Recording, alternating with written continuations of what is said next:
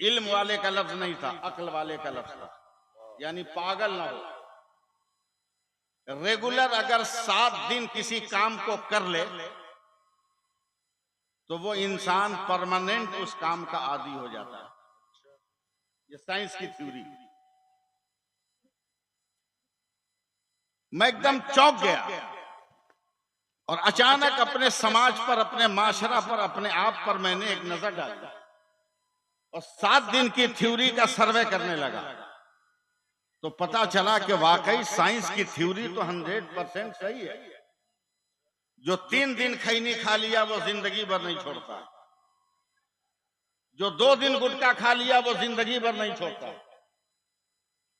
जो बीड़ी पी लिया 3 दिन वो लोटा उठाने से पहले बीड़ी सुलगाएगा, जो पान खा लिया जिंदगी में कभी भी वो पान छोड़ेगा नहीं, पान छोड़ेगा नहीं।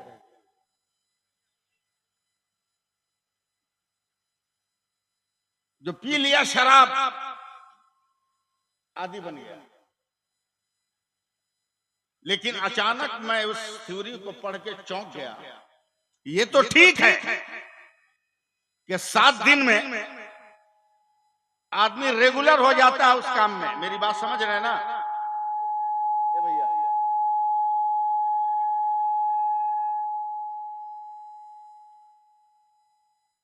मैं पहले से कह रहा हूं कि आवाज कम करो ताकि लोग समझ सके। 7 दिन में रेगुलर हो जाता है। मगर मैं चौंक गया उलमाए कराम वहां पर जब मैंने देखा कि हर काम में तो ये 7 दिन ठीक है, मगर मुसलमान पूरे रमजान भर नमाज पढ़ता है और ईद का चांद तुलू होते ही रमजान की नमाज इसकी क्यों चली जाती है? ईद तो 30 दिन पढ़ा, 7 दिन नहीं। फिर ये जिंदगी में नमाजी क्यों नहीं हुआ? 7 दिन नहीं, ये 30 दिन पढ़ा और एक्स्ट्रा नमाज भी पढ़ा, तरावी भी पढ़ी, और दिनों में नफल नहीं पढ़ता था, रमजान में नफल भी पढ़ा। जिंदगी के अय्याम में कभी तहज्जुद को याद नहीं किया, मगर रमजान में तहज्जुद भी पढ़ा। फराइज़ो वाजिबात के अलावा एक्स्ट्रा बंदगी भी किया, मगर उसके बावजूद ये परमानेंट क्यों नहीं हुआ नमाजी? जब तक हवा चली 2-4 वर्ष किताब के और पलट गए तो आखिर में एक लफ्ज लिखा था, ये 7 दिन की थ्योरी उन लोगों के लिए है जो किसी काम को स्टार्ट करने से पहले छोड़ने की नीयत न करें। तब मैं और ज्यादा चौंक गया कि खैनी खाने वाला जब स्टार्ट करता है तो छोड़ने की नीयत नहीं करता, बीड़ी पीने वाला जब स्टार्ट करता है तो छोड़ने की नियत नहीं करता, गुटखा खाने वाला जब स्टार्ट करता है तो छोड़ने की नियत नहीं करता, मगर मुसलमान जब रमजान में नमाज पढ़ने की नियत करता है तो उससे पहले छोड़ने की नियत करता है कि रमजान का नजर आ गया शुरू करता हूं, ईद का नजर आएगा छोड़ दूंगा। इसलिए ये परमानेंट ना हो सका। अल्लाह फरमाता है, ईमान वालों कहां भाग रहे हो? हमने सच्चों की जमात तेरी रहबरी के लिए दिया, सच्चों की जमात तेरे कायदाना सलाहियतों को उजागर करने के लिए दिया है। वो यकीनन मज़ारों में सोए हुए हैं। ये तो कुछ है जो जाहिर है, वरना न जाने कितने अंदर हैं उसका तो पता नहीं, उसका पता ही नहीं। आप क्या सुनना चाहते हैं मैं समझ नहीं रहा। न हिलना न डोलना, एकदम साइलेंट मोमेंट। मैं इसका भी आदी हूं, आंख बंद करके बोलने का भी, मगर मैं जो बात आप तक पहुंचाना चाहता हूं पहुंचाने की हिम्मत नहीं हो रही, पहुंचाने की हिम्मत नहीं हो रही। पूरी दुनिया का इंसान चाहे जिस मजहब का हो, पढ़ लिख कर इतनी तरक्की कर गया कि आसमान पर पहुंचकर वो नई नई चीजों को तलाश कर रहा है, सूरज पे पानी के आसार को खोज रहा है, सितारों पर चमक का खिलाफ कैसे चढ़ा है उन अनासिर को तलाश कर रहा है, चांद पर इंसानी घर कैसे बनेगा उसकी तगदों में लगा है। मगर एक हमारा भारत है, एक हमारा भारत है कि जहां पढ़े लिखे लोग आसमान पे नहीं जा रहे, जमीन को खोद रहे हैं, जमीन खोदने के चक्कर में पड़े। अबे टारगेट लगाकर क्या खुदाई कर रहा है? खोदना है तो हर 10 कदम पे खोद, और जिस दिन पूरे भारत की जमीन खोद लेना, उस वक्त अंदर से निकलने वालों का टोटल कर लेना। जो ज्यादा निकला होगा भारत उसके हवाले कर देना, जो कम निकला होगा उसे भारत से भगा देना।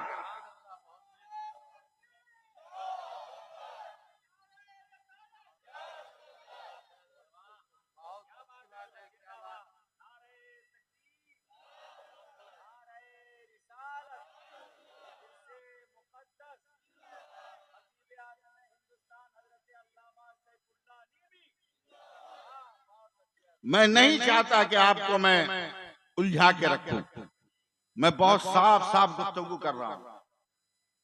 आज भी अगर हम समझ जाएं कि ये वली का मजार है तो क्यों है, क्यों मजार बना, क्यों चादरें चढ़ाई जा रही हैं, ये समझ जाए जिस दिन ना, उस दिन आपको समझाने की जरूरत नहीं पड़ेगी, खुद ब खुद आप मस्जिद चले जाइए। लेकिन चादर और फातिहा से ज्यादा तो हमने आगे सोचा नहीं, इससे आगे सोचा नहीं। जबकि अल्लामा महबूब साहब, अकबर ज़ियाई साहब, वक्त का तकाजा है कि मजार पे चादर चढ़ाना मुस्तहब है, लेकिन उससे पहले समाज के गरीबों पर एक नजर भी डालना जरूरी है कि हम तो कब्रों पे चादर चढ़ा रहे हैं, कहीं किसी घर में कोई बेटी लिबास के लिए नंगा तो नहीं हो रही है, तो मुस्तहब चादर का चढ़ाना है और गरीब को कपड़ा देना हमारे फराइज में शामिल हो जाता है। इनकलाब लाओ अपनी जिंदगी में। मेरे वालिद का इंतकाल हो गया, मैं आपको कुछ नहीं करूंगा, मैं घड़ी देख रहा हूं, बोलता नहीं चला जा। मेरे वालिद का इंतकाल हुआ, दादा परदादा के जमाने का घर था, मैंने कमाना शुरू किया, मेरे बेटों ने कमाना शुरू किया, मोहल्ले के गांव के बूढ़े लोगों से मशवरा किया, तब पुरानी हवेली को तोड़कर हम नया मकान बनाना चाहते हैं। एक बूढ़े आदमी ने गांव का कहा, मौलाना हम उस राज मिस्त्री को जानते हैं, अभी तक जिंदा है, जिसने आपके परदादा के जमाने में इस मकान की बुनियाद रखी। हमने कहा मिलवा दो, बुलवा दो। वो सैकड़ों बरस का पूरा इंसान लटकता हुआ आया। मैंने कहा आपने इस मकान की बुनियाद डाली थी? कहा मैं खुदवा रहा हूं, देखिएगा। क्या खुदवाइए? लेबर लगा दिया, जमीन से बुनियाद की ईंटें निकाली जाने लगी, पूरब, उत्तर, दक्षिण जमीन की तह तक एक एक ईंट सलामत निकल गई। लेकिन पश्चिम की तरफ जब खुदाई शुरू किया, एक ईंट भी न निकल सकी, एक टुकड़ा भी न निकला। ये पुराना राजमिस्त्री खाना खाकर सोया हुआ था। मैं दौड़ा गया, कहा दादा आपने मेरे परदादा के जमाने में मकान की बुनियाद डाली थी, 3 तरफ की ईंटें तो निकल गई खड़ी खड़ी, मगर पश्चिम तरफ से एक ईंट का टुकड़ा तक नहीं निकला। तो उस गरीब राजमिस्त्री ने कहा मौलाना कयामत तक ईंट नहीं निकलेगी। हमने कहा क्यों? कहा जब आपके परदादा ने घर बनाना शुरू किया ना, तो 3 तरफ में ईंट लगाते लगाते ईंट खत्म हो गई, मकान बनाना जरूरी था, बरसात शुरू होने वाला था, मौसम, कहीं ईंट मिल नहीं रही थी, तो बड़ी मुश्किल से कच्ची ईंटें मिली बगैर पकी हुई। उन ईंटों को मंगाकर हमने पश्चिम की तरफ बुनियाद में लेबल कर दिया ताकि उसके ऊपर दीवार खड़ी कर सके। तो जो ईंटें पकी थी वो सलामत निकल गई, जो ईंटें नहीं पकी थी वो मिट्टी में मिल गई। अब बिला मुबालगा कहने दो, मेरा गरीब नवाज इबादत की आग में पका हुआ है, वो कब्र से निकल जाएगा। अहमद रजा इश्क मुस्तफा की आग में तपा हुआ है, वो कब्र से निकल जाएगा।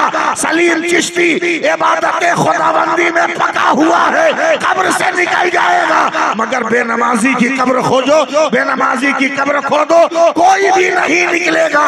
ये कच्ची ईंट है जो मिट्टी में मिल गया, वो पक्की ईंट है जो मिट्टी में भी सलामत।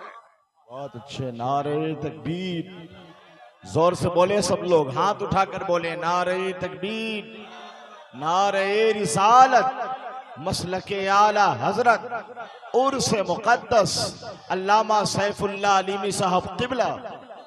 आप क्या सुनना चाहते हैं ये तो हम कभी तक फैसला ही न करते, हम अपनी तबीयत से सुना रहे हैं।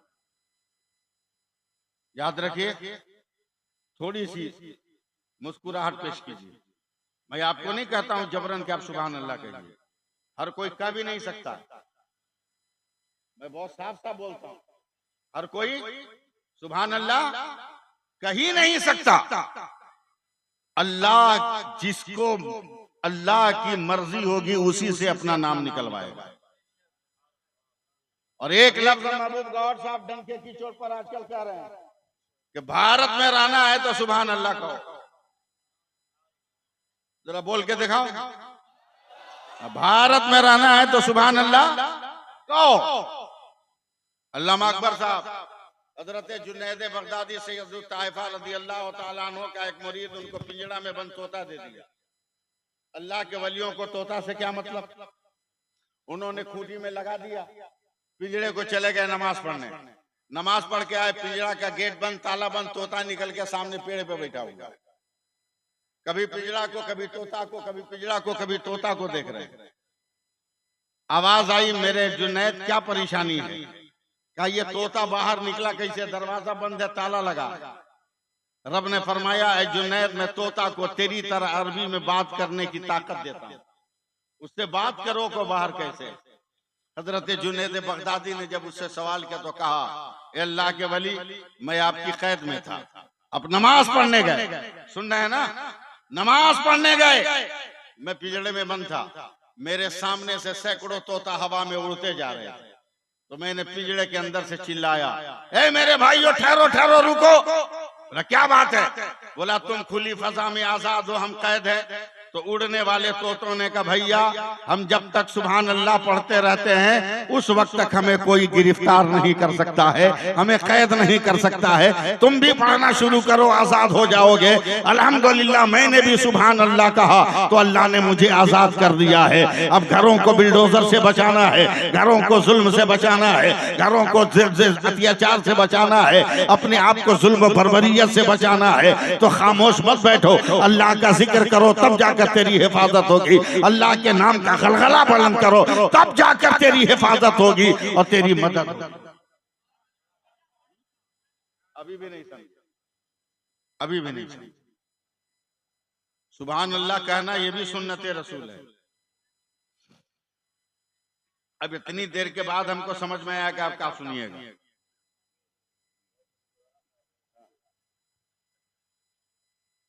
1157 में हजरत कुफ्र और इस्लाम में एक जंग हुई। ईसाई 3,80,000, मुसलमान सिर्फ 27,000। मुसलमानों का कमांडर सुल्तान सलाउद्दीन अय्यूबी। मैदान जंग में गए तो बुखार लग गया, और बुखार लग जाए तो कभी बुरा मत मनाइएगा, इसलिए कि बुखार शेर को लगता है, गधे को नहीं लगता। बुखार शेर को लगता है, गधे को नहीं लगता। पढ़िए तफसीर, तफसीर पढ़िए। तूफान नूह के मौके पर अल्लाह के हुक्म से हर जानवर का एक एक जोड़ा कश्ती नूह पे हजरत नूह अलैहिस्सलाम ने रखा, और शेर ने जब बकरियों को देखा और जानवरों को तो खाने के लिए गुर्राया। हजरत नूह अलैहिस्सलाम ने कहा मौला तेरे हुक्म से हर जानवर का जोड़ा रखा, ये शेर तो बाकी जानवर को खाने जा रहा है। तो पहली बार हुए जमीन पर अल्लाह ताला ने बुखार को पैदा किया और शेर पे नाजिल किया, और जितने दिन तक वो कश्ती तूफान नूह में थी उतने दिन तक शेर बुखार में था। इसलिए बुखार लगे तो अपने आप को शेर समझिएगा।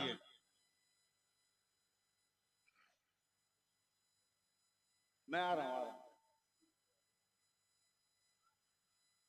बुखार लग गया, अपने नायब को असिस्टेंट को आगे बढ़ाया, चल लड़।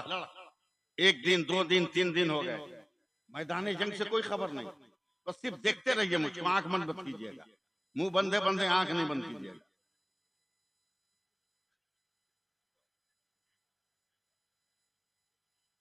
3 दिन कोई खबर नहीं, डर गए सुल्तान सलाहुद्दीन ने भी, कहीं 3,80,000 के जुल्म के चक्की में मेरा 27,000 पीछा तो नहीं गया मुसलमान भाई। चौथे दिन शाम होते होते मैदान जंग में पहुंचे तो देखा कि 27,000 के एक सिपाही को जहां जहां लगाया था वहीं लगा हुआ और इस्लाम की हिफाजत कर रहा है। जोर से उन्होंने नारा लगाया, नारे तकबीर। चलिए अल्लाह का शुक्र है, आवाज तो आपने दे दिया। हाँ। अरे बाबू सब शोराय के किराम के लिए है, मौलवियों को कहा ये सब मैसर है।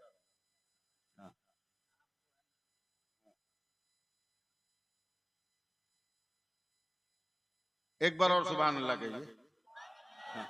नारा लगाया, सारे सिपाहियों ने देखा कि मेरा कमांडर है और जोश से लड़ने लगे। शाम हो गई, जंग बंद, मगरिब की नमाज पढ़ के सुल्तान ने सिपाहियों को जमा किया। बोला चौथा दिन है, जीत क्यों नहीं मिलती? जबकि तेरी तारीख है कि तू तलवार निकालता है तो दुश्मन भाग जाता है। 4 दिन हो गए, तुम्हें फतह क्यों नहीं? सिपाहियों ने कहा सरदार हम कोशिश कर रहे हैं मगर कामयाबी नहीं मिलती तो हम क्या करें? सुल्तान थे ना पक्का मुसलमान, का कोशिश कर रहे हो? कहा हाँ। तब तौबा करो। का क्या मतलब? का मुसलमान कोशिश करे और कामयाब ना हो ये मुमकिन नहीं। ये जब जब कोशिश किया है तब तब कामयाबी। कोशिश पर भी कामयाबी नहीं मिलती तो सर्वे करो कहीं गुनाह तो नहीं जिसकी वजह से तुम्हारी कोशिश कामयाब नहीं हो रही है। सारे सिपाही सर जोड़कर बैठे। बड़ी देर के बाद एक सिपाही कहा हुजूर एक खता तो नजर आई। बोला क्या? बोला दुश्मन इतना बदमाश है, सुबह सवेरे भोरे भोरे हमला कर देता है।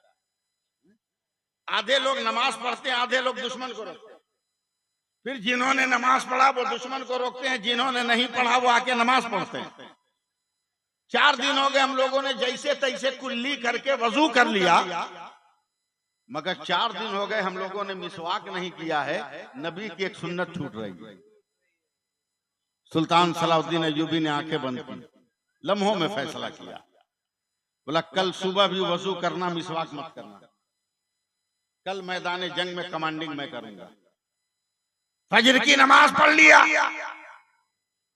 वैसे ही सुल्तान का ऐलान, आंख खोले रहिएगा सिर्फ। सुल्तान का ऐलान, सिपाहियों चलो मैदान जंग में। हर सिपाही दौड़ा हथियार लेने के लिए का खबरदार कोई हथियार नहीं उठाएगा। सिपाही जहां थे वहीं रुक गए। बोला फिर सरदार? बोला सब आदमी अपनी मिसवाक लेके चलो। 3,80,000 दुश्मन है, बहुत ताकतवर दुश्मन है। ये 2-3 फीट की तलवार से कुछ नहीं होता, ये 6 इंच की लकड़ी से क्या होगा? धक धक दिल करने लगा, धड़कन बढ़ गई। मगर सुल्तान का हुक्म है ना। लिया मिसवाक, मैदान जंग में गए, क्या सब सीधी लगा लो। मुसलमान को नहीं समझाना है कि सीधी सब किसको कहते हैं। सब सीधी लग गई, क्या सब बैठ जाओ। सब बैठ गए। बोला सबका हाथ मिसवाक के साथ एक साथ दांत पे चले। अब 27,000 का हाथ मिसवाक के साथ दांत पर। उधर ईसाइयों के कमांडर ने जासूस से का पता लगा मुसलमान किस हाल में। आज इतना गुस्सा चढ़ा है कि खीरे गाजर की तरह काट देंगे। आया है जासूस, और ये प्रैक्टिस कहीं देखा ही नहीं था। ये मिसवाक वाली प्रैक्टिस नहीं देखा किसी मैदान जंग में नहीं। और करीब आया, आंखों को घेर के देखा, ये मुसलमान कुछ चला रहा दांत पर। कुफर के दिमाग ने फैसला किया, पहुंचा कमांडर के पास, कहा बादशाह खैरियत चाहते हो तो भागो वरना आज कल्याण नहीं है। बोला क्या हुआ? कहा मुसलमान तो आज इतना गुस्सा में पागल है कि कल तक तलवारों से मार रहा था, मगर आज दांत को तेज कर रहा है। जो पकड़ाएगा कच्चा चबा जाएगा, जो धराएगा कच्चा दबोच लेगा। कभी कोई दांत तेज करता है? क्या यकीन ना हो तो जाकर देख लो। कुफर का दिमाग है, उसने मिसवाक को चलते हुए देखा, समझ गया कि मुसलमान दांत को तेज कर रहा है। कमांडर ऐलान करता, सिपाहियों भागो, लोहे की तलवार को लोहे के ढाल पे रोकोगे मगर किरदार के वार को कहां रोकोगे? भागो। मिनटों में मैदान जंग जब खाली हुआ तो सुल्तान सलाउद्दीन अय्यूबी जोश में अपने घोड़े पर खड़े हो गए और सीना ठोक कर कहा, मुसलमानों गवाह रहना, मैदान जंग में पता तुम्हारी ताकत ने नहीं दिया है, मेरे मुस्तफा की सुन्नत ने अता कर दिया है। क्या बात है, नारे तकबीर। जरा सा बेदार हो जाए नौजवान, खड़े होकर नारे का जवाब दे, खड़े होकर ताकि बेदारी आए, जो पीछे हैं वो भी आगे आ जाए। नारे तकबीर। कुर्सियां लेकर आगे आगे, कुर्सियां लेकर, तब हजरत का मिजाज बनेगा। हाथ उठाकर नारे तकबीर। इधर से भी नारे रिसालत, मसलके आला हजरत, इश्क मोहब्बत, इश्क मोहब्बत, उर्स मुक़द्दस अल्लामा सैफुल्लाह अलीमी साहब किबला। जरा जिंदा दिली के साथ बैठिए, बैठिए, तकरीर समाअत फरमाएं। बैठिए, बैठिए। मैंने इसलिए आपको खड़े होने से नहीं रोका कि मैं सफर करता हूं, जानता हूं ज्यादा देर बैठ जाने के बाद नसें जाम हो जाती हैं। खड़े हो जाने से सर्कुलेशन और ब्लड नॉर्मल हो जाता है, यह आपकी सेहत के लिए बेहतर था। वैसे भी हम सुन्नी मुसलमान खड़े नहीं होंगे तो कौन खड़ा होगा? हमको तो पैदा ही किया गया खड़ा होने के लिए। जी लगाइएगा, मैं कुछ गुफ्तगू कर रहा हूं। दुनिया को समझो और समझकर अपनी अक्ल का इस्तेमाल करो, अपनी अक्ल का इस्तेमाल करो। कोरोना जानते हैं? कोरोना नहीं, उसके बाद आप लोग आए क्या दुनिया में? कोरोना जानते हैं ना? एकदम पिकअप पे जब था, ये नया नया आया था, सब आदमी बहुत एहतराम से गले मिलता था, हाथ धो के, समझे? मस्जिद में 4 नमाजी अलाउ था, 4। मेरे 2 मुअज्जिन, एक मैं था, एक मेरा बेटा। मगरिब की नमाज के बाद हिंदू मुसलमान सिख ईसाई सब पानी की बोतल बच्चे लेके मस्जिद के गेट पे पहुंचते दम करने के लिए। लॉकडाउन था, कोरोना पीरियड था, मगर एक मारवाड़ी औरत पहुंच गई पानी की बोतल, और मैं जैसे ही सुन्नत पढ़ के सलाम फेर रहा हूं, देखा मेरा मुअज्जिन बगैर मास्क लगाए पानी फूकने जा रहा। वो गेट तक पहुंच गया, फूकने ही वाला। मैं बहुत स्पीड में दौड़ा और दौड़ के पीछे से उसका कुर्ता पकड़ के खींचा के, खबरदार दम मत करना, मत फूकना, कोरोना एकदम पिकअप पर है, तो मास्क नहीं लगाया है, कहीं कुछ हो गया तो पूरी मस्जिद बदनाम होगी। क्या जवाब दिया मुंह तोड़ मारवाड़ी औरत ने? क्या बाबा चुप रहिए, वो औरों का घर होगा जिससे निकलने वाला बीमारियां बांटता होगा, ये तो अल्लाह का घर है, इससे निकलने वाला तो शिफा बांटता। ये जुमला कब आपको समझ में आया? किस दिन समझ में आया? मास्क जानते हैं कि नहीं? इतना भी नहीं बोल पाइएगा, जानते हैं ना? जानते हैं कि नहीं? जानते हैं ना? टीका है, मास्क है ना? बोलो भाई, कुछ तो बोलो, बात करो ना हमसे, है ना? मत समझो सैफुल्लाह अलीमी किसका नाम, मत समझो अकबर सियाई किसका नाम है, मत समझो महबूब गौर किसका नाम है, मत समझो अख्तर काशिफ किसका नाम है, मत समझो शम्स तबरेज और ये हमारे उलमा और हमारे ये मुकद्दस लोग क्या है, मत समझो, मत छानबीन करो कि सलीम चिश्ती कौन है। अगर जिंदगी में इनकलाब पैदा करना है तो ये 4 इंच का कपड़ा समझ लो। सिर्फ 4 इंच का कपड़ा, जिस दिन तुम समझ लोगे ये 4 दिन का कपड़ा, 24 घंटे में तेरे समाज में इनकलाब पैदा हो जाएगा। आज भी पूरी दुनिया की मेडिकल साइंस का चैलेंज है कि दुनिया के कोई मर्द और दुनिया की कोई औरत अगर 4 इंच के कपड़े से अपने नाक मुंह को ढक ले तो उसे दुनिया की कोई बीमारी नहीं लगेगी। अकल के अंधो किस हवा में घूम रहे हो, जब साइंस का दिया हुआ 4 इंच का कपड़ा इतना पावर रख रहा है तो रसूल की बेटी फातिमा का दिया हुआ निकाब कितना पावर रख रहा होगा, कितनी ताकत रख रहा होगा। माशाअल्लाह माशाअल्लाह, वाह वाह वाह वाह। मजार पे चादर ओढ़ाते ओढ़ाते हमने बेटियों को बेपर्दा करना शुरू कर दिया, माँ और बहनों को बेपर्दा घुमाना शुरू कर दिया। इनकलाब पैदा करो जिंदगी में। मजार वाले ऐसा ही नहीं दे देंगे, लेने के लिए माल चाहिए। माल क्या? सिक्का, दिरहम दिनार नहीं, खुलूस। क्या चाहिए? खुलूस।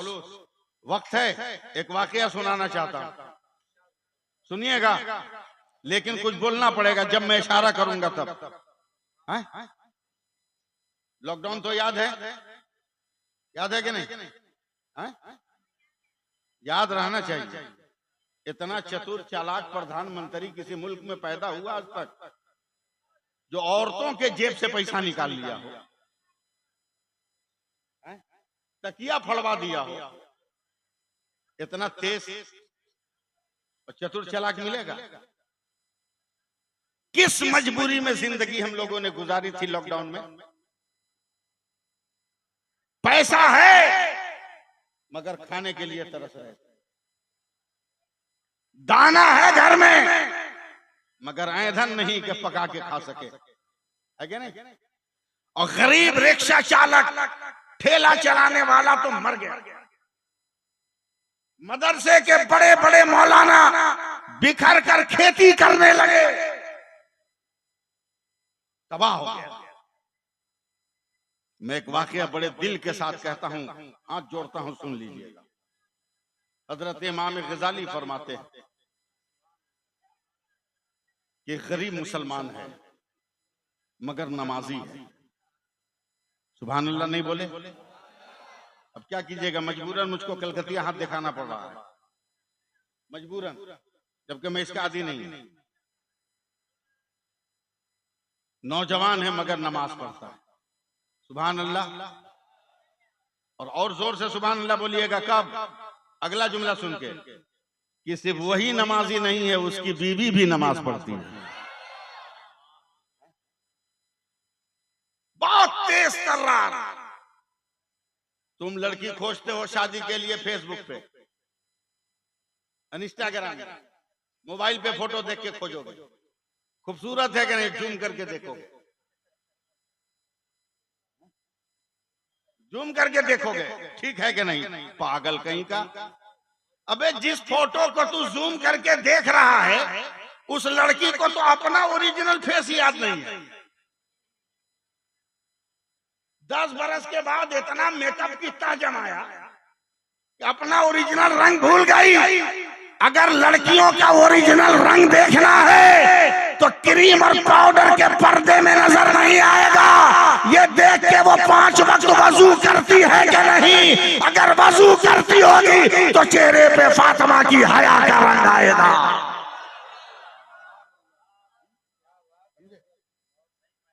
फिर बोलिएगा, बीवी भी नमाज पढ़ती। सुभान अल्लाह।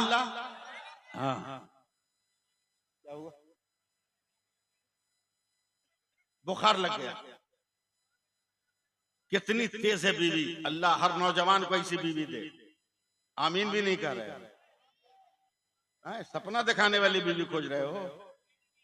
कब धुलवाने वाली बीवी खोज रहे हो? प्लेयर धुलवाने वाली बीवी खोज रहे हो? मांगो 5 लाख रुपया, मैं के वो जाएगी, जूता तू लेके जाएगा,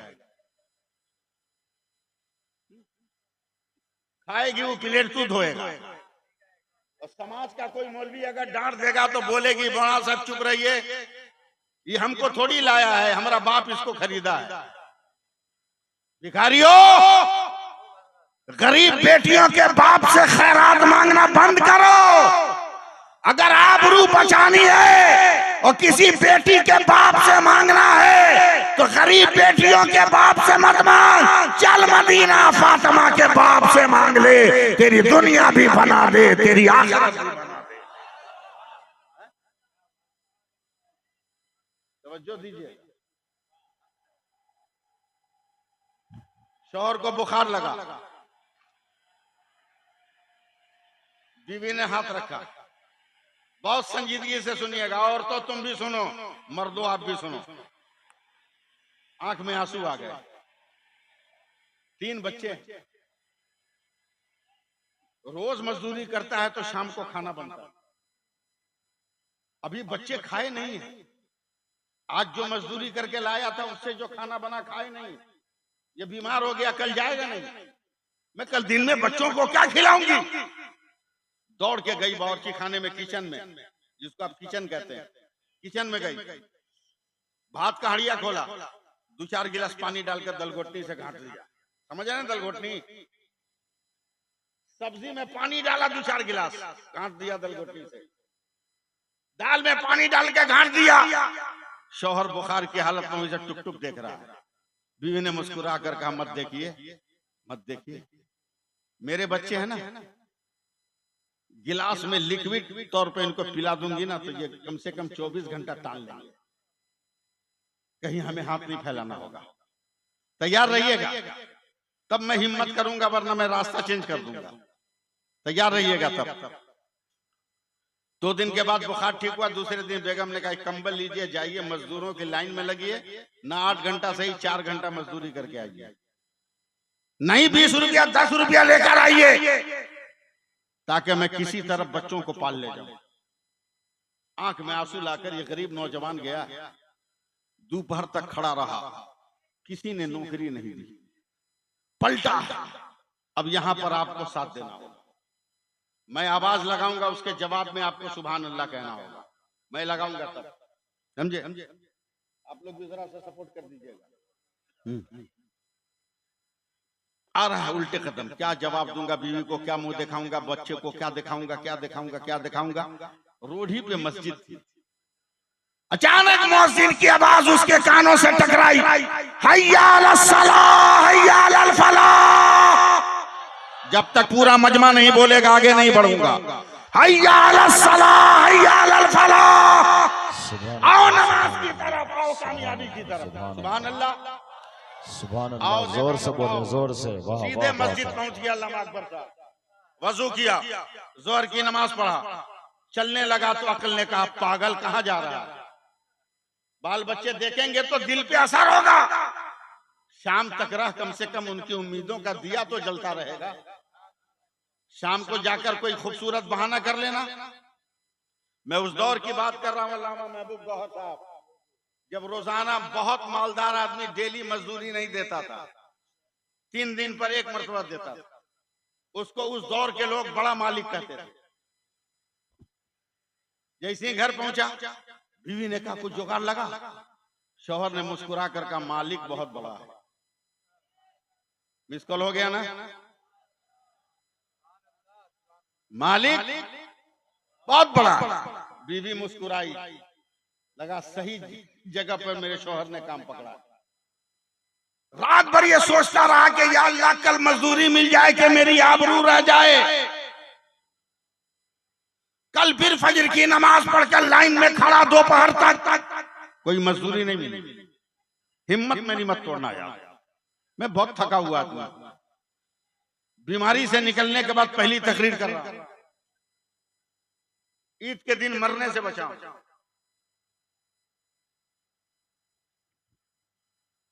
बहुत हिम्मत जुटा रहा हूं।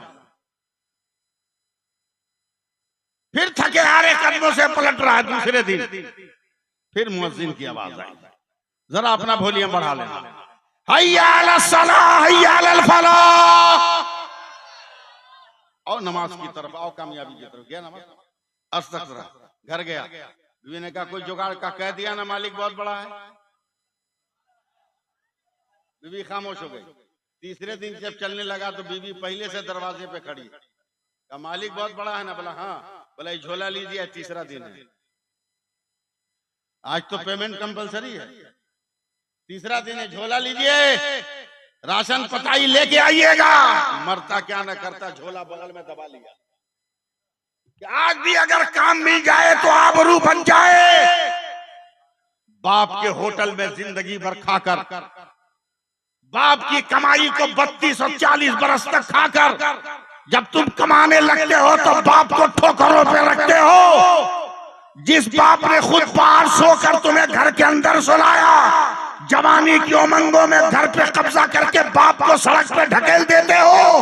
होश में आकूनु मस्सादिकीन, सच्चों के साथ हो जा, सच्चों के साथ हो जा। तीसरे दिन भी मजदूरी नहीं मिली। फिर आया मस्जिद के पास वही आवाज, तैयार रहिएगा, हैया अला सलाह हैया अल फलाह। पहले से डाउन हो गया, हैया अला सलाह हैया अल फलाह। पहुंच गया मस्जिद में, नमाज पढ़ा, असर तक रहा, असर पढ़ के चला, झोला जमीन से उठाया। दिमाग ने कहा पागल है, खाली झोला हाथ में लटका के जाएगा ना, बीवी देखेगी तो दिल की धड़कन रुक सकती, बच्चे देखेंगे तो मायूसी की बुनियाद पर उनकी रूह उनके हलक में अटक सकती है। अक्ल का पागल मत बन, दिल की तसल्ली के लिए अपने झोले में ईंट बालू पत्थर रख ले, ताकि दूर से देखने में भारी भारी लगे, उनके दिल की हालत ठीक रहे। सुकून देने के लिए ये काम कर, झोलों में भर लिया। बड़ी मुश्किल से चल रहा, मैं एकदम करीब आ रहा हूं, संभाल लीजिए तो मजा आ जाएगा। पहुंचा, जैसे ही अपने गांव के मैदान में पहुंचा, जहां था वहीं रुक गया कि इसके तीनों बेटे के कपड़े में तो पैबंद लगाने की जगह न थी, मगर तीनों बेटा इसका नया नया कुर्ता पजामा पहन के मैदान में घूम रहा। आवाज दी मेरे बच्चों, बाप की आवाज पहचान कर तीनों बेटे दौड़े, बाप से लिपट गए। बाप ने कहा बेटा ये नया कपड़ा कहां से आया? तो बच्चों की आवाज, बच्चों ने बाप की आवाज सुनकर कहा अब्बा अम्मा ने दिया है, अब्बा अम्मा ने दिया है, अब्बा अम्मा ने दिया है। थर थर ये नौजवान कांपने लगा, या अल्लाह, आज तक मैं अपनी बीवी को दरवाजे की चौखट तक न आने दिया, उसकी जरूरतों को मैं पूरी करता रहा, उसकी हाजतों की मैं तकमील करता रहा, मगर आज मेरी मजबूरियों ने कहीं मेरी बेगम को गुनाह पे मजबूर तो नहीं कर दिया कि मैं दिन भर घर से बाहर रहता हूँ, और कहीं मेरी बेगम कुछ करके कमाई तो नहीं कर रही है कि मेरी बेगम ने कपड़े का इंतजाम किया। पक्का मुसलमान है, गुस्से की हालत में दरवाजे पे जाके धक्का दिया है। सामने बेगम है, बाल भी झड़े हुए हैं, चेहरे पे मेकअप भी है, उसके बदन पे भी नया लिबास है। कहा बेगम ये क्या है? तो औरत ने मुस्कुरा कर कहा कसम खुदा की तूने सच कहा था कि मालिक बहुत बड़ा है। क्या मतलब? आज दोपहर में तेरे मालिक का नौकर आया था, उसने कहा ये माल सब बोनस है, तेरा शौहर बड़ी मेहनत से मजदूरी करके आ रहा है, वो उजरत लेकर वो आएगा, मजदूरी लेकर वो आएगा, ये खाना पीना कपड़े लत्ते ये सब बोनस में है। तब शौहर गिड़गिड़ा कर कहता बेटा कसम परवरदिगार की मैंने कहीं काम नहीं किया, मैंने तो 3 दिनों तक मस्जिद में नमाजें पढ़ी है, मैंने कहीं मजदूरी नहीं किया। अगर यकीन न हो तो झोला पलट कर दे, ईंट और पत्थर के टुकड़े निकलेंगे। जब बीवी ने झोला पलटा है तो हीरे जवाहरात का दरिया बह गया है, हीरे जवाहरात का दरिया बहा। नौजवान सजदे में जाकर कहता है मौला ये तेरी कुदरत का कौन सा करिश्मा है? तो आवाज आती है ऐ मेरे बंदे तूने मेरी इबादत की है, हमने तेरी नस्लों की हिफाजत की है। नारे तकबीर, अरे जोर से बोलिए, जोर से है।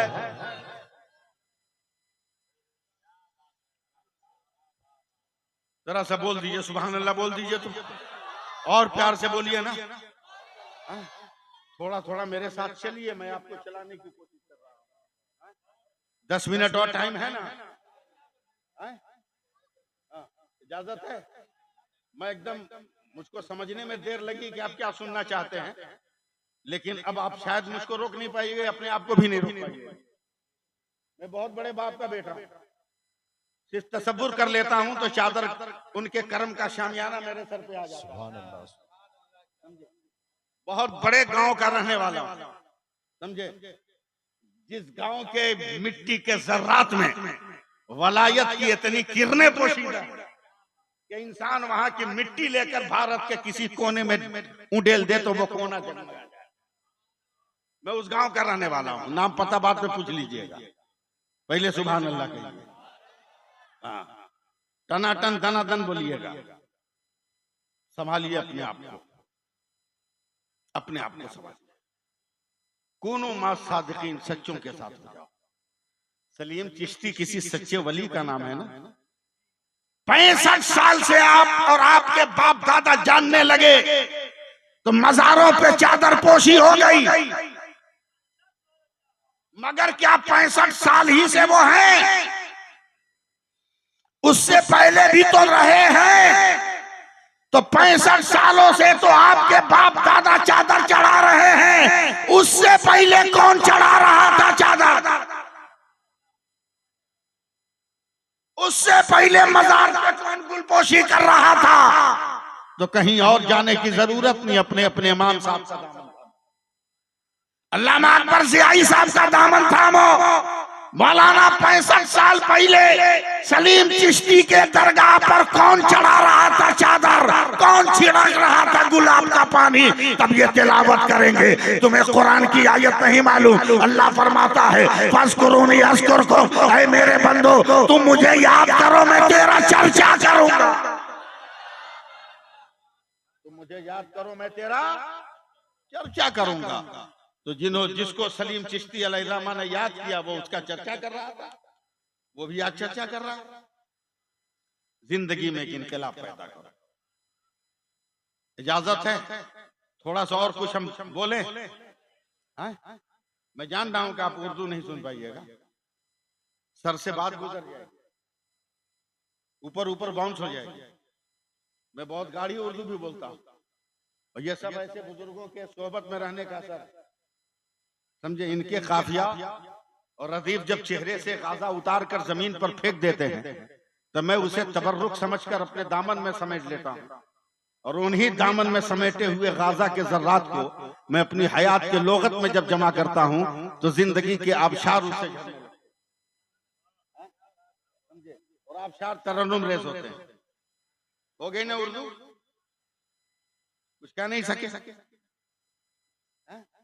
अल्लामा अकबर ज़ियाई साहब, मैं 2 मिनट उर्दू बोल रहा हूँ हजरत, मैं 2 मिनट उर्दू बोल रहा हूँ। ये देखिए, हालांकि उम्र कितनी होगी आपकी? 65 साल। चलिए, इन्होंने जो टोपी पहनी है, टोपी है ना? बोलो ना, पैसा लोगे तब बोलोगे। इस भाई ने जो टोपी पहनी है, टोपी है कि नहीं? इन्होंने जो टोपी पहनी है कि नहीं? मुश्ताक भाई ने जो टोपी पहनी है वो है कि नहीं? उनके बगल में बैठे हैं, क्या नाम है? इरफान भाई, उन्होंने जो टोपी पहनी है कि नहीं? मैंने जो पहना ये टोपी है कि नहीं? अरे हूँ बोलना कम से कम। इन्होंने जो पहनी है टोपी है कि नहीं? इन्होंने पहना है कि टोपी है कि नहीं? सब टोपी, सब टोपी। अब अगले स्टेज ही हमसे, आप ही हमको कुछ कर सकते हैं, इधर से मैं मायूस हूँ। सब टोपी, मगर जैसे उनके पास गई कौन टोपी? बोला दुपलिया। इनके पास गया कौन टोपी? इमामा बांधने वाली। उनके पास गया कौन टोपी? बोला बरकाती टोपी। इनके पास गया कौन टोपी? का गोल टोपी। वहां गया कौन टोपी? का अफगानी टोपी। वहां गया कौन टोपी? का ताजुश शरिया टोपी। मेरे पास आए कौन टोपी? हमने कहा ये भी जो है अफगानी टोपी। या अल्लाह, बाहर से लोग कह रहे थे टोपी टोपी, मगर जैसे ही लोग करीब आए हैं तो नाम बदल गया। कोई अफगानी हो रहा है, कोई मुरादाबादी हो रहा है, कोई रामपुरी हो रहा है, कोई इंडोनेशिया की टोपी है, कोई बांग्लादेश की टोपी है, कोई जो है बरकाती टोपी है। आखिर नाम क्यों बदल रहा है? पता क्या चला? नाम बदलने से हकीकत नहीं बदलती है, हकीकत अपनी जगह अटल रहती है। आप मुस्कुराते रहिएगा। मैं उलमाए किराम और स्टेज पे बैठे लोगों की समातों का हाथ पांव दबा रहा हूँ। इसी तरह बिला मुबालगा मुझे कहने दो, आप लोग से मुस्कुरा दीजिएगा। बिला मुबालगा कहने दो।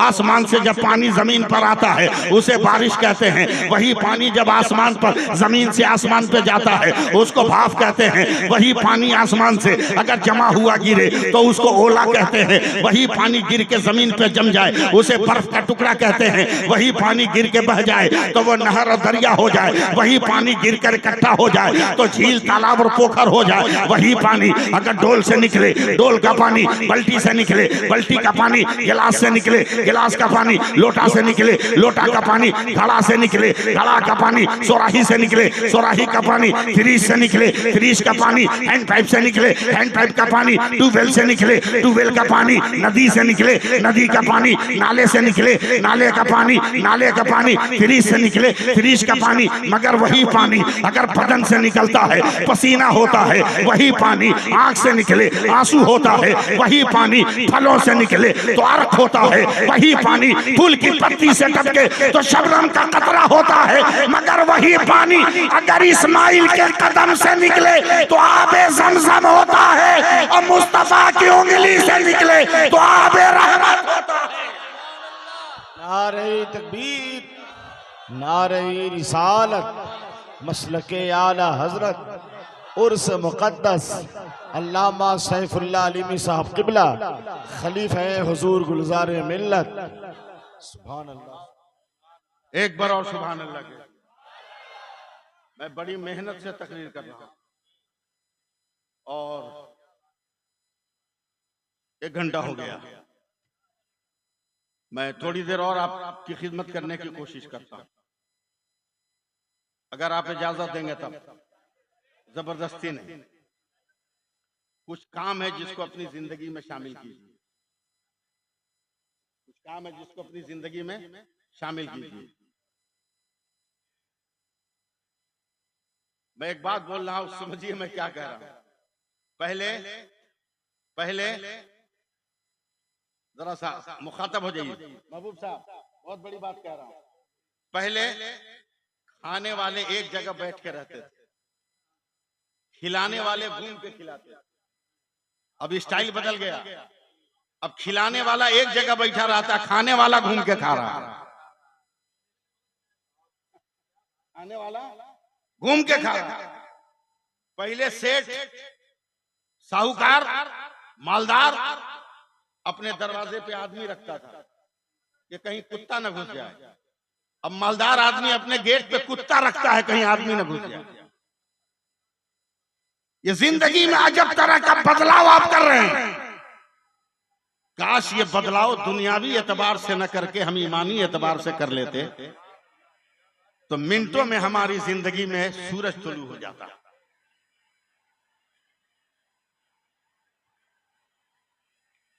मिनटों में तुलू हो जाता। अब मैं आप में से पूछता हूं, मर्द हैं आप, औरतें तो बता नहीं सकती, वो दिल ही दिल में सोचेगी। कौन मुसलमान मर्द और औरत है जिसको बिस्मिल्लाह याद नहीं? ऐसा है कोई? बोलो भाई। मेरे ख्याल से इस दौर में तो ऐसा नहीं होगा जिसको बिस्मिल्लाह याद ना हो।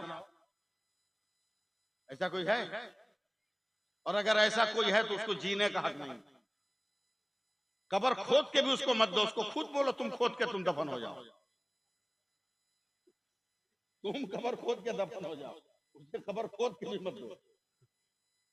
याद है कि नहीं? मगर इस्तेमाल का तरीका नहीं मालूम। इस्तेमाल का तरीका नहीं मालूम कि कब इस्तेमाल करें, कैसे इस्तेमाल करें। मैं 2-3 तरीके आपको बता रहा हूं, फॉलो कीजिए आप। बहुत कीमती बात बोल रहा हूं और धीरे इसलिए बोल रहा हूं कि औरतें मेरी बात को समझ जाएं। मेरे नबी फरमाते हैं कि जब रात को सोने जाओ और आखिरी बार दरवाजा बंद करो, देखिएगा मेरी तरफ सब आदमी, आखिरी बार दरवाजा बंद करो, समझे? ये दरवाजे का पल्ला है, ये दरवाजे का पल्ला। एक पलिया रहे तो पलिया समझ जाइएगा, पकड़ो ऐसे, पल्ले पे हाथ रखो, चौखट में सटाने से पहले एक मर्तबा हल्की आवाज में पढ़ लो बिस्मिल्लाहिर्रहमानिर्रहीम और दरवाजा बंद कर दो। दरवाजा बंद कर दो। साहबा ने कहा या रसूल अल्लाह ऐसा हम कर लेंगे, लेकिन हमको मिलेगा क्या? मेरे नबी ने कहा कि तेरे साथ साथ शैतान भी भीतर घुस गया था, जैसे ही तूने बिस्मिल्लाह पढ़ी शैतान तेरे घर से निकल के चला गया। अब बताओ रात भर सपने से बचे कि नहीं बचे? अब कहीं गुदगुदी लग रही है, कान खुजा रहा है, कुछ नहीं, चैन से सोए। फिर मेरे नबी फरमाते हैं कि सुबह को उठो तो धड़ से दरवाजा मत खोलो, फिर दरवाजे पे हाथ रखो और चौखट के हटाने से पहले फिर हल्की आवाज में पढ़ो बिस्मिल्लाहिर्रहमानिर्रहीम। पाक रहो या नापाक, फिर पढ़ो बिस्मिल्लाहिर्रहमानिर्रहीम। साहबा ने कहा या रसूल अल्लाह रात पढ़े थे तो शैतान भागा, सुबह पढ़ेंगे तो क्या मिलेगा? बोला जो शैतान निकला था ना गुस्से में बाहर टहल रहा था कि निकल तू बाहर, हम तुमको बताते हैं, मगर दरवाजा खोलते खोलते तूने पढ़ा तो तेरे गांव से निकल के चला गया। अरे बोलो ने यार, अल्लाह रहम या इलाही रहम फरमा मुस्तफा के वास्ते। तवज्जो दीजिए मैं क्या कह रहा हूं।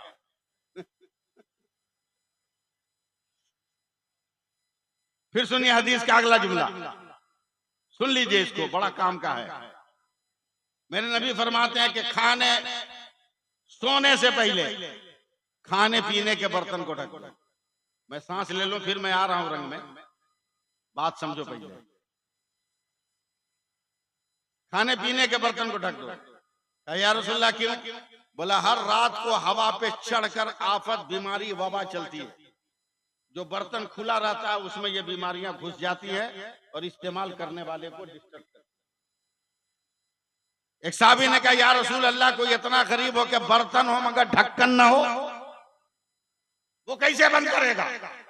तब मेरे नबी ने एक लकड़ी का छोटा सा टुकड़ा उठाया, अगर वो मेरी उम्मत का इंसान है और उसके बाद ढक्कन नहीं है तो मामूली सी लकड़ी पे भी बिस्मिल्लाह पढ़कर अगर बर्तन पे रख दे तो ये मामूली तिनका रात भर मुसीबतों से बचाने के लिए काफी है। तैयार रहिएगा, मैं क्या कहना चाहता हूं सुनिएगा। सैकड़ों औरतें मेरी गुफ्तगू सुन रही हैं, मैं देख रहा हूं, ये तकरीर हो रही है। एक नौजवान लड़की के दिमाग में ये बात बैठ गई, मौलाना महबूब गौहर साहब बहुत अच्छा कह रहे हैं, ये काम करना चाहिए। घर गई, प्रैक्टिस शुरू, रोटी पकाए तो बिस्मिल्लाह, बर्तन धोए तो बिस्मिल्लाह, कपड़ा धोए तो बिस्मिल्लाह। आप सिर्फ पढ़िएगा इन्ना लिल्लाह।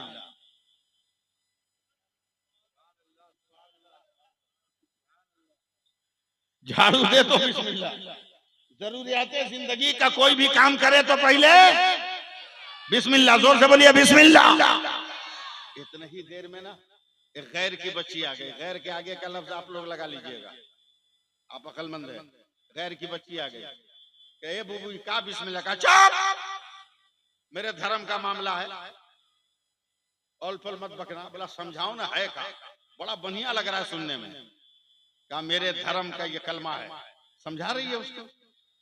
इसको पढ़ने से, जिस काम को पढ़ने से, जिस काम को करने से पहले पढ़ेंगे, काम में बरकत होगी तो अल्लाह बरकत देगा, मुसीबत होगी तो अल्लाह मुसीबत से बचा लेगा। तवज्जो एकदम ध्यान दीजिएगा। वो गैर की बच्ची कहती है, ए बूबू हमको भी याद करा देना, बड़ा अच्छा लग रहा है रे, बड़ा अच्छा लग रहा है रे, बड़ा अच्छा लग रहा है। वक्त बिल्कुल लपेटने से कुछ होगा, नया नया कानून बनाने से कुछ होगा। अब एक किरदार की मोहर हो तो असगर का लहू आज तक पुकार रहा है, अकबर की जवानी का गलगला आज भी आवाज दे रहा है। किरदार अगर जिंदा रहे तो शाम तक इसके घर में बिस्मिल्लाह। शाम को अपने घर गए, कहे पापा बिस्मिल्लाहिर्रहमानिर्रहीम, ए माई बिस्मिल्लाहिर्रहमानिर्रहीम, ए दीदी बिस्मिल्लाहिर्रहमानिर्रहीम, ए भौजी बिस्मिल्लाहिर्रहमानिर्रहीम, ए भैया बिस्मिल्लाहिर्रहमानिर्रहीम। लोगों ने आपस में बात किया, देखना देखना बिटिया के मुंह पे मुसलमानों का कलमा कितना अच्छा लग रहा है, कितना अच्छा लग रहा है, कितना अच्छा लग रहा है। बचपन का खिलौना जानकर किसी ने छुड़वाया नहीं। बोलते बोलते वो लड़की जवान हो गई। बाप ने जब देखा कि शबाब की राहों पर मेरी बेटी चलने लगी है रिश्ता तय किया, बारात आई, फेरे लग गए, बरमाला डाल दी गई, अग्नि पूजा हो गई, दुल्हन बन के चली, अपने घर को पार किया, पहले बिस्मिल्लाह पढ़ी। जिस दिन सुभान अल्लाह कहना हो कह दीजिएगा, मैं अब कुछ नहीं बोलूंगा। ससुराल की डोली में बैठी, पहले बिस्मिल्लाह, ससुराल पहुंची, पहले बिस्मिल्लाह, ससुर को नमस्कार किया, पहले बिस्मिल्लाह, सास का पैर छुआ, पहले बिस्मिल्लाह, जेठानी को सलाम किया, पहले बिस्मिल्लाह, ननदों का सलाम स्वीकार किया, पहले बिस्मिल्लाह, रात को पति परमेश्वर के रूपरेखा को देखा, पहले बिस्मिल्लाह। एक हंगामा है, फलाने बहू तो बड़ी सुंदर लायो, मगर बिस्मिल्लाह का दुम छल्ला का चुप, खामोश। बोला क्यों? बोला बॉक्स वाला पलंग लेके आई, डबल डोर का फ्रिज लेके आई, 5 लाख रुपया नकदी लेके आई, वॉशिंग मशीन ऑटोमेटिक लेके आई, बहुत सामान है। अगर रोक टोक कर दिया, कहीं चली गई तो हम भिकमंगा के भिकमंगा रह जाएंगे। बिस्मिल्लाह ही ना है, एक तमाचा मारेंगे, कहां जाएगा पता नहीं। कुफ्र की ताकतों को क्या इल्म कि ये वो नशा नहीं जिसे तुलसी उतार छोड़ दिया। बहू बिस्मिल्लाह छोड़ रहा ना बाबा, ए धर्म पत्नी बिस्मिल्लाह छोड़ ना, पति देव, बहू रानी बिस्मिल्लाह छोड़ ना, माता दी, नहीं होगा। प्लान किया कुफ्र ने, का इतना मार खा के छोड़, सर से पैर तक जख्म जख्म कर दिया, तैयार रहिएगा। बोला साबुन इसको दो, सरफ इसको दो, मिर्चा इसको दो, घर का काम करे, इलाज मत कराओ। जब जलन पैदा होगी तो अपने ही बिस्मिल्लाह छोड़ेगी। उसको क्या मालूम कि अब्बास का कटा हुआ बाजू देखकर अकबर मैदान में आ जाएगा। बोलना यार, बोलना, अब कब बोलेगा? मैं तकरीर करना चाह रहा हूं, आप लोग करवा नहीं रहे।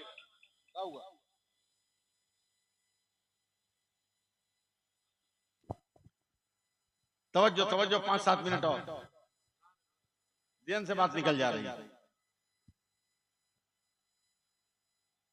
जलन होगी, छोड़ दे। 3 महीना हो गया, कभी उस लड़की ने उफ तक नहीं किया, पढ़ती रही। मैं आपके गांव में आ रहा हूं, कलकत्ता शहर से, मुझको संभालिएगा। हम लोगों के यहाँ महबूब साहब दूध दही को बचाने के लिए छप्पर में, छत में रस्सी की एक जाली लटका के रखते हैं, क्या बोलते हैं उसको? नहीं बोलो, सही है, क्या बोलते हैं? शिकार। अरे बोलो ने, शिकार ना, शिकार लटका हुआ। उसका ससुर देखा, बगल में बुढ़िया थी, बोला ए बेगम, बोला बोल, बोला इस शिकार पे कहा, बोला मिट्टी के हांडी, बोला इस हंडिया में कहा, बोला आम कहाँ चार, जितना निकाल है निकाल, बाहर निकाल। बोला क्यों? बोला दिमाग में एक आइडिया आ गया, एकदम पावरफुल आइडिया है, अब चुटकी बजाकर बहू का बिस्मिल्लाह छुड़वा देंगे। बुढ़िया डांट के कहती है मुंह बंद कर चोचला। बिस्मिल्लाह छुड़ाने के चक्कर में तो बहू ने पूरे खानदान को याद करा दिया। अरे आप कब बोलोगे? मेरे इंतकाल के बाद पूरे खानदान को याद करा दिया। आप कहां से? बोला बहुत बढ़िया प्लान। बोला का जितना अचार है निकाल, हंडिया धो धा के रख, एक सपेरा से दोस्ती हुई है, एक जहरीला सांप ले आऊंगा, ले आके वहां रख दूंगा, कल यहीं खाने बैठूंगा, खाना फेंक दूंगा। वो पूछे क्या होना, मजा नहीं है, टेस्ट नहीं है? बोलेगी कैसे आएगा? हम बोलेंगे अचार, तुम बोलना अचार। उसको क्या पता कि हम उसमें सांप रखे। हाथ डालेगी, सांप काटेगा, बिस्मिल्लाह भी खत्म, बहू भी खत्म, बेटा फिर बिया करेगा, फिर नई टीवी आएगी। कुफ्र प्लान कर रहा है, इस्लाम मुस्कुरा रहा है। एक बार आप भी मुस्कुरा के बोल दो सुभान अल्लाह। एकदम प्री प्लान गेम सजा हुआ है, तैयार रहिएगा। नकाब नुमा साड़ी का पल्लू चेहरे पे डालकर बहू इत्मीनान से आई, ससुर के सामने खाना रखा। बड़े मियाँ ने एक लुकमा रखकर ऐसा मुंह बनाया जैसे किसी ने भारत का नक्शा फाड़ दिया हो। इतना बिगड़ा हुआ मुंह बनाया, कहा ये खाना है, कत्ल का मर्डर हो गया, जायके का दम घुट गया, भाग यहाँ से। कहा पिताजी नया नया हूँ, हाथ भाग गया होगा, कहो दूसरा पकाऊं। बोला इतना खर्चा करने का टाइम नहीं है। बुढ़िया बगल में थी, ओवरटेक करके आई, बोला अचार निकाल के दे दो ना। कहा हमें नहीं पता आप लोग अचार कहाँ रखे हैं। बुढ़िया उसी ने कहा इसी शिकार पे मिट्टी की हांडिया में है। आई हांडी के नीचे, शिकार के नीचे, मुस्कुरा कर कहती है निकाल दूं? आवाज लगाओगे या मैं उठ के भागूं? निकाल दूं? क्या बोल तो रहे हैं? फिर औरत मुस्कुराएगा, निकाल दूं? अरे बोल तो रहे हैं। फिर मुस्कुराएगा, निकाल दूं ना? क्या पागलपंती वाली बात करता, निकालना। एकदम सिकर के जस्ट सामने आई नीचे। आदत है कोई काम करती है तो पहले बिस्मिल्लाह पढ़ती। उठाया हाथ, बिस्मिल्लाहिर्रहमानिर्रहीम कहकर शिकार के हांडी में डाला, और जब हाथ निकाला तो उंगलियों में आम का अचार नजर आ रहा है। और जब हक अपने चेहरे से नकाब उतार लेता है तो बातिल को भी हक मानने पे मजबूर होना पड़ता है। ये बड़े मियां लाठी लेकर उठे, ए बेटी तूने अचार कैसे दिया? का पिताजी था, हमने दे दिया। का नहीं बेटिया, अब तो सच बोलने में भलाई है। तेरे बिस्मिल्लाह को छुड़ाने के लिए हमने जहरीला सांप रखा था, वो काटेगा, उसके जहर से तू मर जाएगी। तेरा बिस्मिल्लाह भी खत्म होगा और तेरा झंझट भी मिट जाएगा। तो औरत कांप कर कहती है, एक बाप सम्मान ससुर, एक बेटी सम्मान बहू पर इतना बड़ा अत्याचार नहीं कर सकता। आप पिता सम्मान ससुर हो, आप जरूर मजाक कर रहे हो। का बेटी मजाक नहीं है, अगर कहो तो मैं सांप निकाल के दिखाऊं। का पिताजी दिखाइए। तो बड़े मियां ने लाठी का हूरा मारा है, और जैसे ही मिट्टी का ढक्कन हटा है, एक सांप फुनकारता हुआ जमीन पे जम किया है और मकान के कोनों में छुप रहा है। औरत ने जब यह मंजर देखा है तो सर को सरसे में रखकर चीख कर कह रही है, पिताजी कमा रहिएगा। अरे बिस्मिल्लाह पढ़ी हो तो दुनिया के अजाब से बची हो। आज ला इलाहा इल्लल्लाह पढ़ूंगी ताकि जहन्नम के अजाब से बच जाओ। नारे तकबीर, जोर से बोलिए नारे रिसालत। और से मुक़द्दस अल्लामा सैफुल्लाह अलीमी साहब क़िबला, शहजादा हुजूर अजीजुल औलिया फैजान सरकार सुरकाही, खलीफा हुजूर गुलजार मिल्लत। एक आखिरी बात और सुन लीजिए। इजाजत है मान साहब? इजाजत है? 5 मिनट लगेगा। बोल दें। अरे बोलो ना भैया, ढेर फुटानी मत करो। हाँ, मुक्तदी और मुक्तदी रहो, इमाम बनने की कोशिश मत करो। हाँ, अपना पजामा ठीक है नहीं है, चलेगा इमाम का पजामा ना अपना। अबे नमाज पढ़ने गया था कि इमाम साहब का पैर आगे पीछे हो रहा ही देखने गया था तुम? हमारी मस्जिद में हजरत एक बदमाश आदमी का जूता कोई नमाजी लेके चला गया, क्रिमिनल का, एकदम गरम। कहाँ है इमाम साहब? अल्लाह का शुक्र है इतनी हिम्मत नहीं है किसी की जो मेरे सामने ऊंची आवाज में बात कर ले। मौलाना महबूब गौहर जानते हैं, खड़े खड़े चमड़ी उतार लूंगा, इतना पावर रखता हूं। मैंने कहा बे आवाज धीम कर, 100 मर्डर केस है उसके ऊपर, आवाज कम कर। ये मस्जिद है, चिल्लाना हराम है। क्या बोला है तुम? क्या बोलेंगे? नमाजी चोर हो गया। एकदम मारेंगे एक तमाचा ना सर घूम जाएगा। नमाजी कभी चोर नहीं हो सकता। वो भी तो तावाला था। बोला फिर मेरा जूता कौन ले गया? बोला लफ्ज बदल, नमाजी चोर नहीं हो सकता। हो सकता है कि कोई चोर नमाज पढ़ने आया हो। कोई चोर नमाज पढ़ने आया जो हेरा फेरी कर गया है, कुछ नहीं। जरूरत से ज्यादा फुटानी करोगे आप लोग। एक हदीस का तर्जमा सुनो। मेरे नबी फरमाते हैं अल्लाह के हुक्म से मैदान क़यामत में एक बंदे का अमल वजन होगा, 99 नेकी और 1 गुनाह होगा। बंदा भी खुश, फरिश्ता भी खुश। आपको छोड़ के खुश होते तो मुस्कुराते, सुभान अल्लाह कहते। 99 नेकी कम है का? फरिश्तों ने खुश कर, क्या हुआ? अब साथी चलना है ना।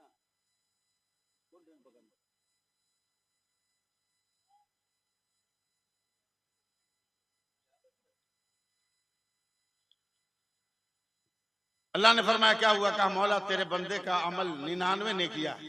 अल्लाह फरमाएगा बस? बोला हाँ। बोला डाल दो जहन्नम में, डाल दो जहन्नम में।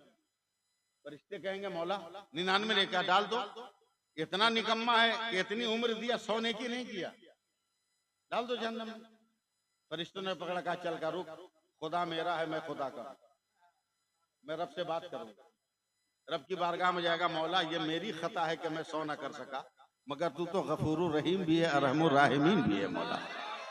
तू बख्शने वाला भी है, रहम करने वाला तू रहम करने वाला है। बोला रहम कर दे, बख्श दे मौला।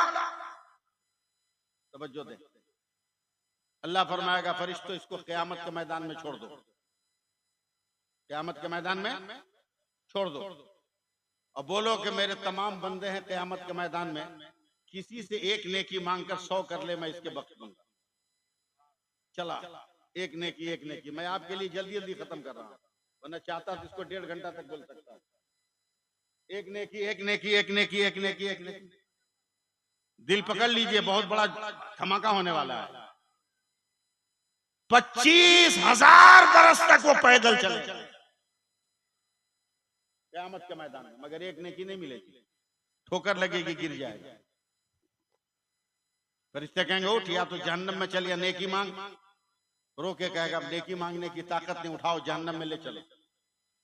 फरिश्ते जब लेके जहन्नम के करीब पहुंचेंगे तो यह आदमी देख के चौंक जाता है कि इसके गांव का एक आदमी पहले से जहन्नम के गेट पे। हैरत से पूछता है, अरे भाई तू? बोला हम बेवकूफ हैं, तुम्हारी तरह इतना परेशान हो। बोला क्या मतलब? बोला तेरे पास 99 नेकी है तो तेरा ही हाल है, मेरे पास तो 99 गुना। हम परफेक्ट जगह पे खड़े हैं, गेट खुलेगा, अंदर चले गए, तुम क्यों आए? ये मामला है। कहा क्या करोगे? नहीं मिली, जाओ जहन्नम में। 99 नेकी वाला जब जहन्नम की तरफ बढ़ेगा, मेरे सरकार फरमाते हैं 99 गुनाह वाला कहेगा भैया रुक जा। बोला कहा? बोला हम तो कन्फर्म है कि बच नहीं सकते, तू बच सकता। बोला कैसे? बोला मेरे पास जो एक नेकी है ना, रख के मेरा रास्ता क्लियर नहीं। एक काम कर, एक नेकी तू ले ले, कम से कम गांव का तो एक आदमी जन्नत में चला जाएगा। वो देगा, फरिश्ते लेंगे, उसको देंगे रब की बारगाह में। मौला तेरे हुक्म से एक नेकी का इंतजाम हो गया। अल्लाह फरमाएगा फरिश्तों मेरा कौन बंदा है जो नेकी बांट रहा है? का मौला जहन्नम के गेट पे तेरा एक बंदा है, का उसको बुलाओ। जहन्नम के गेट से भी वो लाया जाएगा। तूने दिया? कहा मौला मैंने दिया। कहा क्यों? कहा मैं तो जा नहीं सकता था, इसलिए मेरे दिल ने फैसला किया मैं जाऊं ना जाऊं, कम से कम मेरा एक भाई तो चला जाए। अल्लाह फरमाता है फरिश्तों मेरे हुक्म से दोनों को जन्नत में डाल दो। फरिश्ते अर्ज करते हैं मौला ये मुकम्मल नेकोकार जन्नत समझ में आई, ये मुकम्मल गुनहगार इसको जन्नत कैसे? अल्लाह फरमाएगा खामोश रहो और फैसला करो कि जब बंदा होकर मेरे बंदा पे रहम कर रहा है तो क्या अल्लाह होकर मैं अपने बंदा पे रहम ना करूंगा? जवाब नहीं है। सच्चों के साथ रहो, अपने उलमा इलाके के उलमा की ताज़ीम करो, उनकी इज्जत करो, अपने इमाम को इमाम समझो, मौज़िन को मौज़िन समझो, इलाके के हुफ़ाज़ और उलमा की कद्र करो। आलिम की कद्र करोगे, कद्र किए जाओ, तुम्हारी ताज़ीम। गैरियत की नजर से न देखो। हजरत सलीम चिश्ती अलैहि रहमत और रिदवान के उर्स की तारीख थी। अल्लाह तबारक व तआला उनके सदक़े में, उनके लिए थोड़ी दुआ करनी है, उनके सदक़े में अल्लाह तबारक व तआला इस गांव के हर फर्द पर रहमो करम की बारिश अता फरमाए। कुछ लोग हज पे भी जा रहे हैं, कुछ लोग उमरा पर भी जा रहे हैं। अल्लाह तबारक व तआला हजरत सलीम चिश्ती अलैहि रहमा के कदमों के फैजान के सदक़े में उनको हज मकबूल की भी सादत अता फरमा, उमरा करने वाले को भी मकबूल उमरा करने की सादतें अता फरमा। इनके सफर हजर का तो ख्याल फरमा और अपने हिफ्ज़ अमान की बरकतों से माला माल फरमा। इलाहुल आलमीन इस पूरे गांव में जो बीमार हो उनको शिफा अता फरमा, जो जरूरतमंद हो उनकी जरूरतों की किफालत फरमा, जो कर्जदार हो उनको बारे कर्ज से निजात अता फरमा। या अल्लाह कोई मर्द औरत ऐसे हो जो जिनके बाल बच्चे ना हो, मौला साहब मज़ार हजरत सलीम चिश्ती अलैहि रहमा के सदक़ा व खैरात के सदक़े में उनको तू साहब औलाद कर दे। मौला कोई ऐसी गरीब बच्ची भी हो सकती है जो गुर्बत की वजह से निकाह नहीं हो रहा हो, मौला उसके लिए वसाइले निकाह का दीन और दुनिया की नेमतें अता फरमा। परवरदिगार आलम जालिम ताकतें हमारे पुरखों की वरासतों पे कब्जा करने की तैयारी कर रही है।